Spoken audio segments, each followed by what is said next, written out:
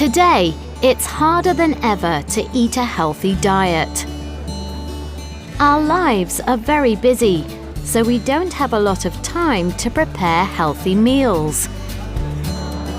Nowadays, a lot of people prefer to buy fast food because it's quick and cheap. So how healthy is your diet? I do not have a healthy diet at all. I like cheeseburgers, I like bad food. Not so healthy. I eat a lot of sugar, so sugar is not very good for you.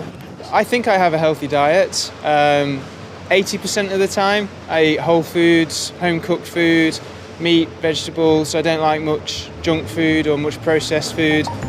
Experts are always telling us what to eat. They all agree that it's important to eat a lot of fresh vegetables, that fish is better for us than red meat, and we need to drink water, not fizzy drinks.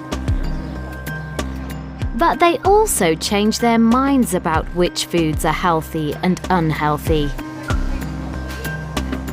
For a long time, scientists told us that foods high in fat, like butter and cheese, were unhealthy. Now they're not quite so sure. Studies around the world have shown that cheese can help people lose weight, have healthy teeth, and even become smarter.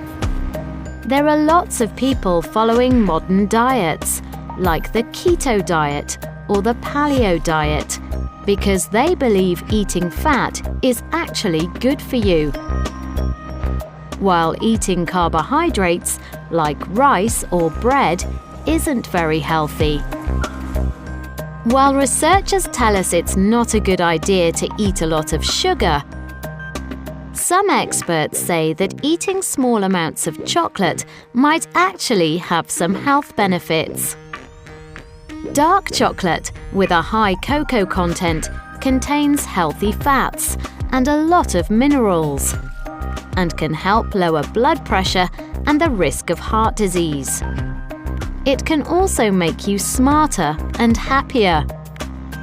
No wonder most people love chocolate.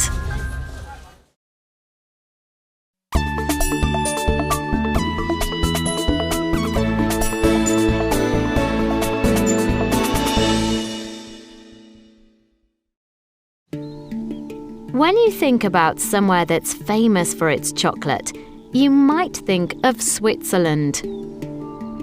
In Switzerland, people eat more chocolate per person than anywhere else in the world. Just over 9 kilograms a year. The story of chocolate probably started over 2,500 years ago in Central America. The ancient Mayans and Aztecs used cocoa beans mixed with some water and spices to make a special drink. They didn't have any sugar, so the drink wasn't sweet. Spanish explorers first brought cocoa beans to Europe about 500 years ago. But it wasn't until around 170 years ago that a British company started making solid chocolate bars. Now, our shops are full of thousands of different chocolate products. Some of the most famous chocolate makers, like Lindt, are Swiss. The Lindt company is over 170 years old. At their factory in Zurich, the master chocolatiers can still make chocolate by hand. The process of making chocolate is very similar whether you make it by hand or in a factory. The chocolatiers choose the best cocoa beans. Most cocoa beans grow in Western Africa. First, they roast the beans. This gives the beans their flavor. Then they remove the shells. This leaves the inner bean, called the nib. They grind the nib into a paste called chocolate liquor. Then they add other ingredients like cocoa butter, a bit of milk powder, some sugar, and a little vanilla. Then they use a machine called a conch to mix the paste so it is very smooth. Once they've mixed the chocolate, they pour it into molds. Sometimes they add other ingredients, such as nuts, orange, or even special rose petals. Finally, the bars are ready for the millions of chocolate lovers around the world.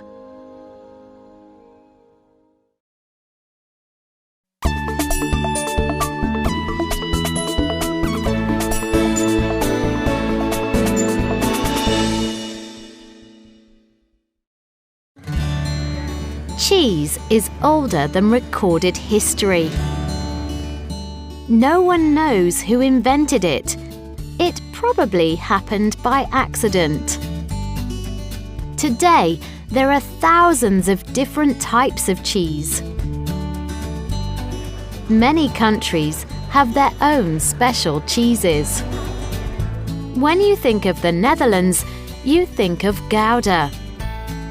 Italy's most famous cheese is probably Parmesan. And the French are famous for their soft cheeses, like Brie and Camembert. While the Danes eat more cheese than any other country, about 28 kilograms per person per year, it's the British who make more different types of cheese per person. There are more than 700 types of British cheese. This is amazing because just 60 years ago, the British only produced one type of cheese: cheddar. Cheddar is still the most popular cheese in the country. Today, most cheese is made in factories, but the best cheese is made by hand at farms where the milk comes from happy cows. This is Lyburn Farm in the south of England. The farm is a family-run business and it makes award-winning cheese. At 6 a.m., they milk their own cows. They heat and then cool the milk to 28 degrees. Then the cheesemaker adds something called rennet. The rennet makes the milk solid. Then they cut it. This separates into curds, which are solid, and whey, which is watery. When the curds are ready, they drain the whey. Next, they put the curds into special molds. There are 54 molds with about 6 kilograms of curd in each one. They leave these overnight. This machine squeezes all the liquid out of the mold. The next morning, there isn't any whey in the cheese. They store the cheese on the farm until it is ready. There are around 10,000 cheeses on the farm. This cheese gets better as it gets older. Some of the cheeses here are nearly 2 years old. When the cheese is finally ready, there are a lot of customers waiting to try a little bit. And it's well worth the wait. It's delicious.